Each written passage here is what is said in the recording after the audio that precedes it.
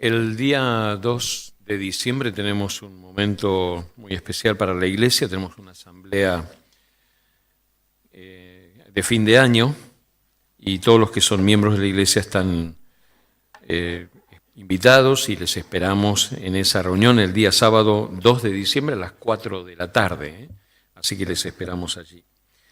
Y vamos a abrir nuestras Biblias en la carta en Primera de Pedro, esta carta que tiene como título Primera Epístola Universal de San Pedro. ¿Qué quiere decir esto? Es primera carta, una epístola es una carta, universal es que es para todos y está escrita por Pedro. Y es interesante el contenido de este texto que lo vamos a considerar juntos. Y el título de nuestra meditación esta mañana, si lo quiere anotar ahí en la hoja que usted tiene, no va a aparecer en el PowerPoint hoy, pero lo puede anotar, es palabras de aliento para la vida. Y estaba pensando en esto, en estas palabras de aliento.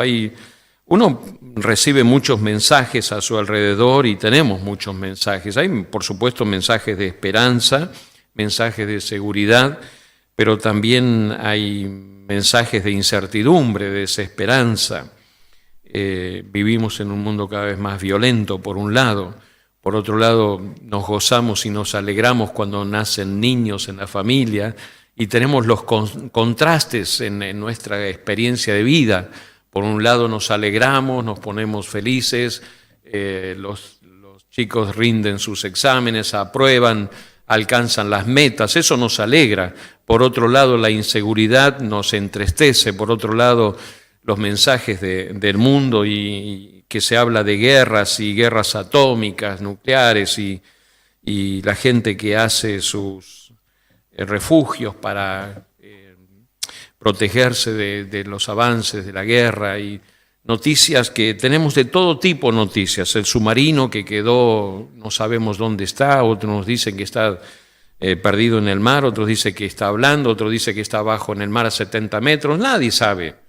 Hay noticias por todos lados, ¿no? Que vienen noticias buenas, noticias malas, noticias negativas, noticias y noticias, ¿no? Cuando Pedro escribió esta carta, miren ustedes qué dice en el versículo 1, Pedro, apóstol de Jesucristo, a los expatriados de la dispersión en el Ponto, Galacia, Capadocia, Asia y Bitinia. Son 5 lugares. Y usted me dice, ¿y eso dónde queda? Bueno, son las provincias de la Argentina. No, tampoco son lugares que existen en el día de hoy. Pedro hace referencia a su tiempo, pero estos son lugares que hoy día hace referencia a lo que es Turquía. Y toda esa región del Asia Menor, allí están ubicadas estas 5 provincias. Y aquí dice a los expatriados de la dispersión. ¿Quiénes son los expatriados de la dispersión? Son los creyentes que habían conocido el Evangelio, habían recibido el Evangelio en Jerusalén y habían sido expatriados, corridos por causa de la fe en el Señor Jesucristo. Y tuvieron que escapar por su vida a lugares lejanos como estos, que son más de 500 kilómetros de Jerusalén. Estos creyentes tuvieron que ir por mar, por tierra, por distintos medios de comunicación y huir y comenzar una nueva vida en lejanas tierras. Entonces, la carta está dirigida a ellos, está dirigida a creyentes que estaban sufriendo esta persecución, estaban sufriendo esta extradición de su tierra a lugares lejanos que aún ni ellos conocían, ¿no? Y Pedro escribe estas 2 cartas a esta gente, a estos creyentes, y me pareció que en su introducción, muy bueno su enfoque, y el enfoque fue darle palabras de aliento. Y estas palabras de aliento también vienen para nosotros. Nosotros también estamos pasando por distintas situaciones. Pasamos por distintas situaciones a nivel nacional, a nivel provincial o nacional, a nivel mundial, pero también en lo personal. En lo personal, como dije antes, uno puede estar pasando por momentos de logros, de éxito, de felicidad, pero también por momentos, algunos están pasando por momentos tristes, de dificultades. Y quiero mencionar en este pasaje bíblico, por lo menos aquí, encontramos 3 cosas que el apóstol Pedro señala a los creyentes y que van a ser motivadores para fortalecerlos a ellos a pasar los momentos más duros y más tristes que tengan que enfrentar. Son palabras de aliento, son palabras que animan y levantan.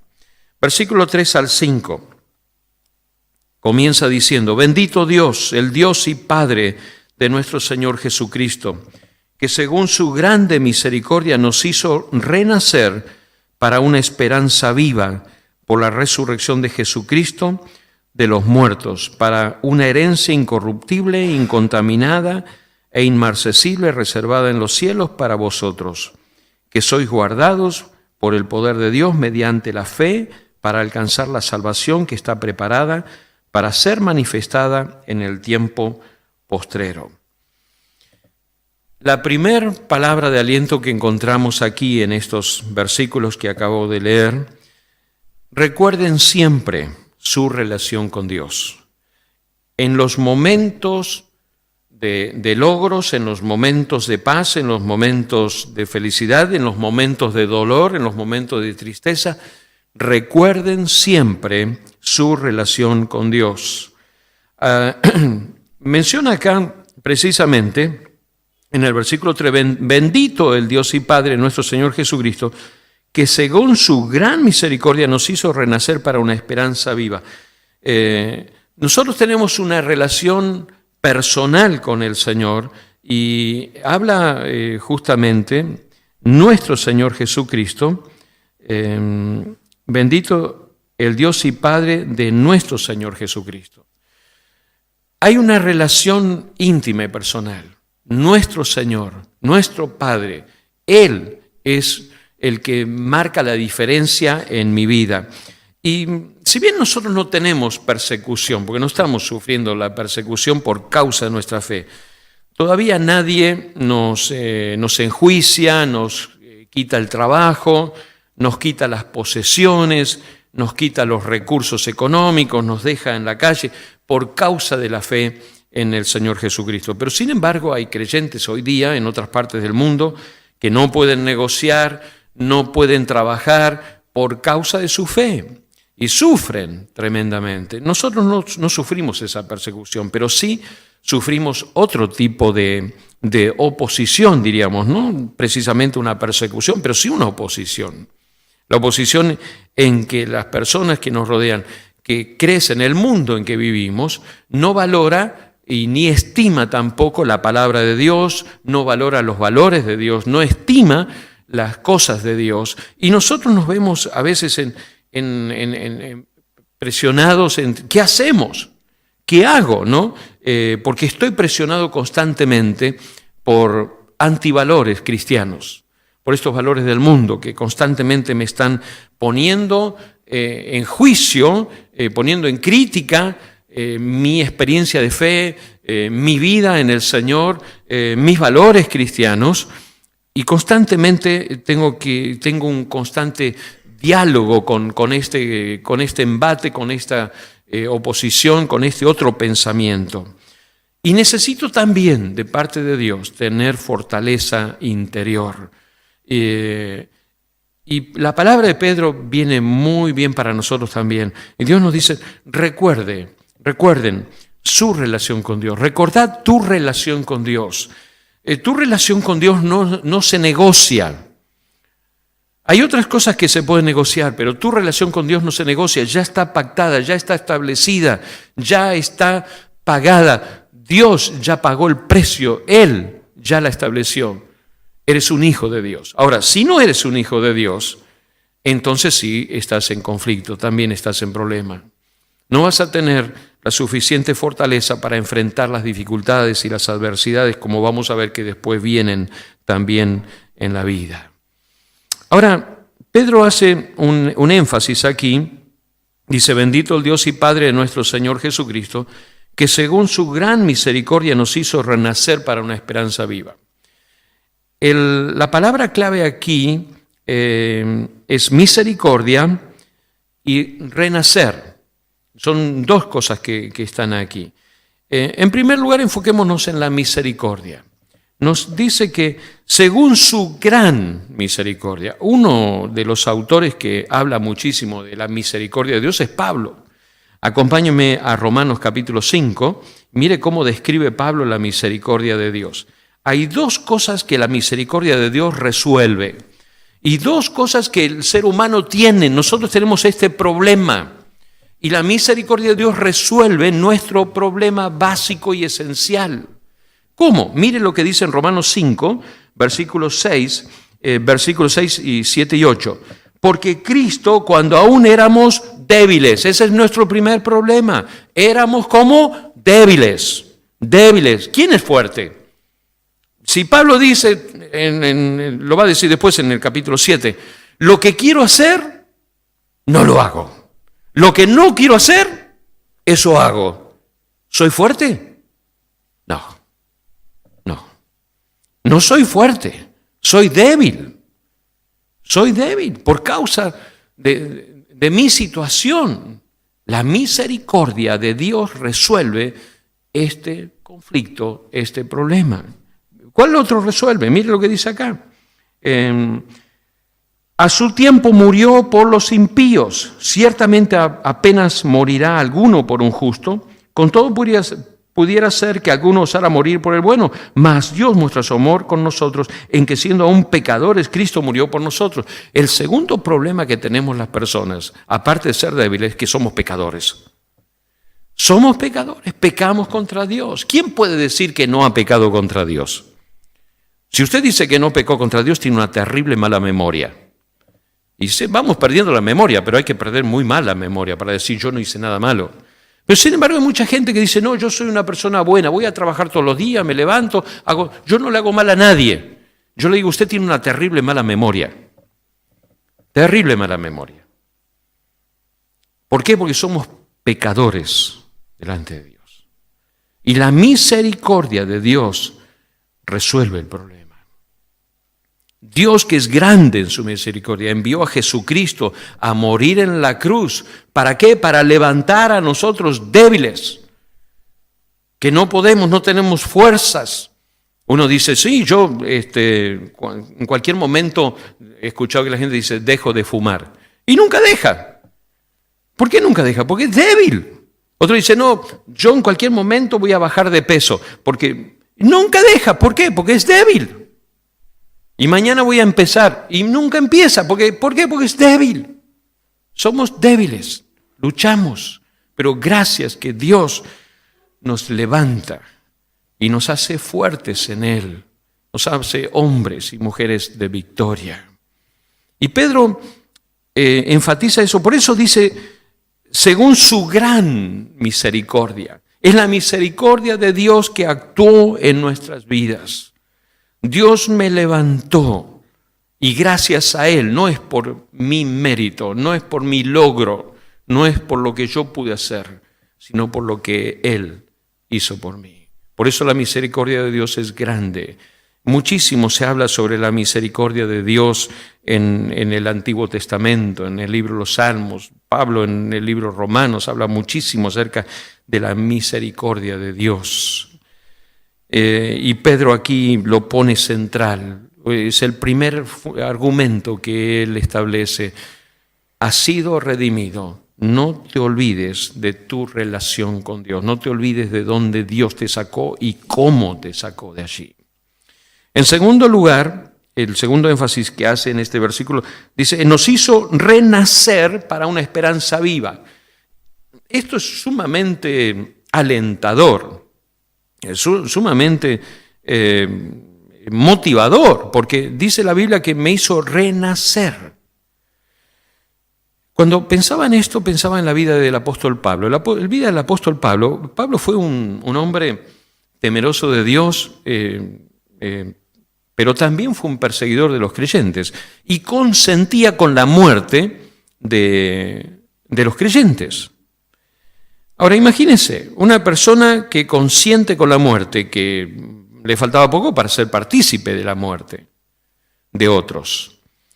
Una persona que estaba contraria al mensaje, contraria a Dios, fanático, lleno de odio, de rencor, de resentimiento, pensando el mal hacia otras personas. Esta persona es un inútil, no sirve para nada. Nosotros pensamos de esa forma, decimos, esta persona, ¿qué puede aportar esta persona a los demás? Y nosotros podemos pensar, y a veces uno es muy cruel y piensa de sí mismo, ya no sirvo más para nada. Ya no sirvo más para nada. Pero Dios tiene esta palabra de aliento, porque Él dice, nos hizo renacer. Y Dios hace renacer la persona que está más baja en el lodo, en el pecado, donde ha ido a lo más bajo de la experiencia humana. Dios lo levanta de ese lugar, lo llena de dignidad, lo llena de vida, le da esperanza, le da seguridad y hace que sea una persona para la gloria de Dios, útil para Dios y de bendición a los demás. No hay otro hombre como en las Escrituras como el apóstol Pablo. Escribió 14 cartas, un hombre excelente, un hombre lleno de pasión por Dios, un hombre que fue una bendición para muchísima gente y para nosotros lo sigue siendo. ¿Y dónde está la diferencia? En que permitió que Dios haga una transformación en su vida. Por eso el mensaje del Evangelio es un mensaje alentador, es un mensaje que transforma vidas. Cuando la persona lo reconoce y se deja transformar y se deja cambiar por Dios. ¿Hay esperanza para el ser humano? Claro que hay esperanza. Hay esperanza. Hay esperanza para toda persona. ¿Por qué? Porque a Dios le encanta transformar vidas. Y Él hace eso, transforma vidas, renace, nace de nuevo, ¿no? Como aquel que le dijo al Señor, ¿cómo puedo nacer de nuevo? No puedo otra vez volver al vientre de mi madre, ¿no? Y el Señor Jesús, no me estás entendiendo. Pero cuando el Espíritu Santo de Dios obra en tu corazón, vas a nacer de nuevo. Cuando permitís que Jesucristo entre en tu corazón, naces de nuevo y las cosas viejas pasan y son todas hechas nuevas. Entonces, esta es una palabra de aliento para nosotros. Por supuesto que es. Recuerda tu relación con Dios. En Tito 3:5 dice, capítulo 3, verso 5, dice, Él nos salvó, no por las acciones justas que nosotros habíamos hecho, sino por su misericordia. Nos lavó quitando nuestros pecados y nos dio un nuevo nacimiento y vida nueva por medio del Espíritu Santo. Otra vez, Él nos dio a nosotros la salvación, nos hizo renacer, renacimos de nuevo. En el verso 23, otra vez vuelve a repetir este concepto de, después de hablar de la misericordia, habla otra vez de esta verdad que es de nacer de nuevo. Capítulo 1 de Pedro, verso 23, siendo renacidos no de simiente corruptible, sino de incorruptible por la palabra de Dios que vive y permanece para siempre. Qué bueno, la palabra de Dios produce un cambio, una transformación enorme en nuestras vidas. Entonces, en primer lugar, tenemos una relación personal con Dios. Recuerde siempre su relación personal con Dios. En este recordar nuestra relación personal con Dios, tenemos también una esperanza, y una esperanza viva. Mire lo que dice en versículo 3. Dice aquí, nos hizo renacer para una esperanza viva. Dios aplicó, ejecutó, llevó a cabo y se movió por su misericordia. Nos vio débiles, nos vio pecadores, nos levantó, nos hizo renacer, nos hizo personas nuevas, hombres y mujeres nuevos. Y dice aquí las Escrituras, ¿para qué? Para una esperanza viva. Para una esperanza. Tenemos una seguridad, y esto es un mensaje de seguridad. Esto es una palabra de aliento. Saber que tengo esperanza. Saber que Dios está obrando. Y esta esperanza procede de Dios. Mire lo que dice el Salmo 43:5. ¿Por qué estoy desanimado? ¿Por qué estoy desanimado?, decía el salmista. ¿Por qué está tan triste mi corazón? Pondré mi esperanza en Dios. Nuevamente lo alabaré, mi Salvador y mi Dios. Pondré mi esperanza en Dios. La esperanza sostiene en medio del dolor, en medio de los mensajes que nos producen confusión en nuestra mente. La esperanza sostiene. Dios viene a nuestra vida a poner en orden nuestros pensamientos y lo necesitamos a Él. Y justamente la esperanza de Dios, que viene de parte de Dios, me anima, me alienta, me orienta y me guía. En segundo lugar, esta esperanza viva, tenemos esta esperanza viva, es un don de la gracia de Dios. Esto es un don de la gracia de Dios. Segunda Tesalonicenses, capítulo 2, verso 16, dice que nuestro Señor Jesucristo mismo y Dios nuestro Padre, quien nos amó y por su gracia nos dio consuelo eterno y una esperanza maravillosa. Una esperanza, ¿cómo dice? Maravillosa. Esta es la esperanza que tenemos. En tercer lugar, esta esperanza, que es una esperanza viva, es definida por las Escrituras. Mire de esta manera, en Romanos 15, verso 4. Tales cosas se escribieron hace tiempo en las Escrituras para que nos sirvan de enseñanza. Y las Escrituras nos dan esperanza y ánimo, mientras esperamos con paciencia hasta que se cumplan las promesas de Dios. Perdón, me falta un poquito de agua, Alex, gracias.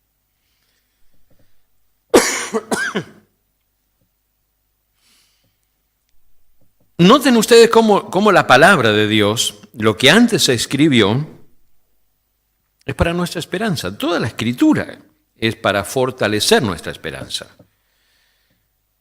Y esto es alentador.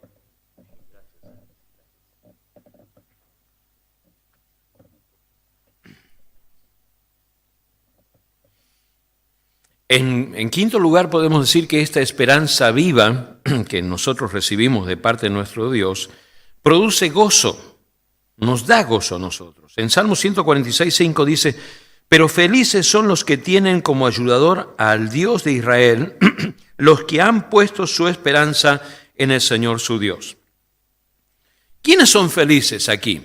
Mire lo que está diciendo: felices son los que tienen como ayudador al Dios de Israel, los que han puesto su esperanza en el Señor su Dios. Bueno, quizás tengamos que corregir algo a algunos de nosotros, ¿no?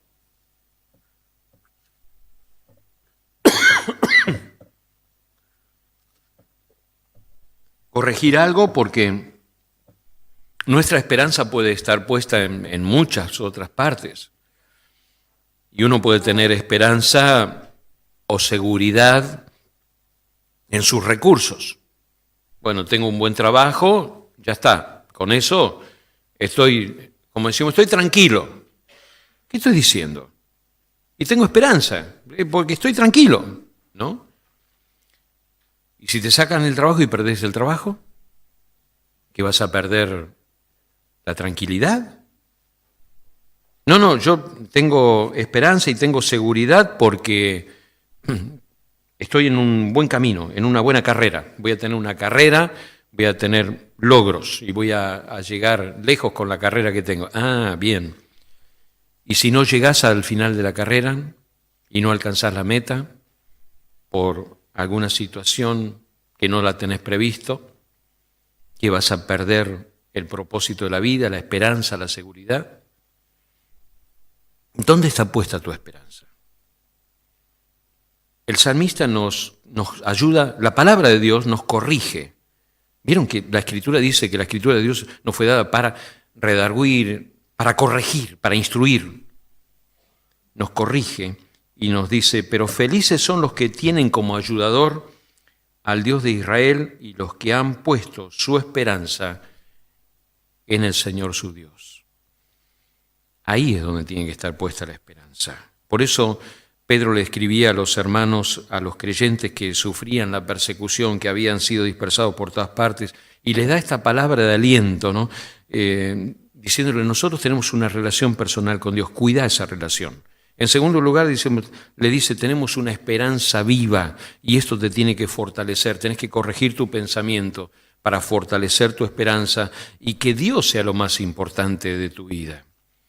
Hay muchas situaciones que nos amenazan constantemente, nuestras preocupaciones, nuestros quehaceres, nuestras obligaciones, los contratiempos, las demandas de la familia, las demandas de la vida, un montón de muchísimas cosas están constantemente amenazándonos a nuestra relación con el Señor y amenazando nuestra esperanza. Y a veces ni siquiera pensamos en la esperanza.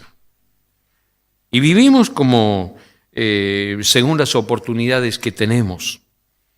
Pero no nos damos cuenta que nos vamos desvirtuando en nuestra fe y en nuestra relación personal con el Señor. Y de repente uno se encuentra triste, se encuentra sin fortaleza, se encuentra desanimado, se encuentra que no tiene fuerza para enfrentar las situaciones de la vida, se encuentra que como que la fe no tiene más valor.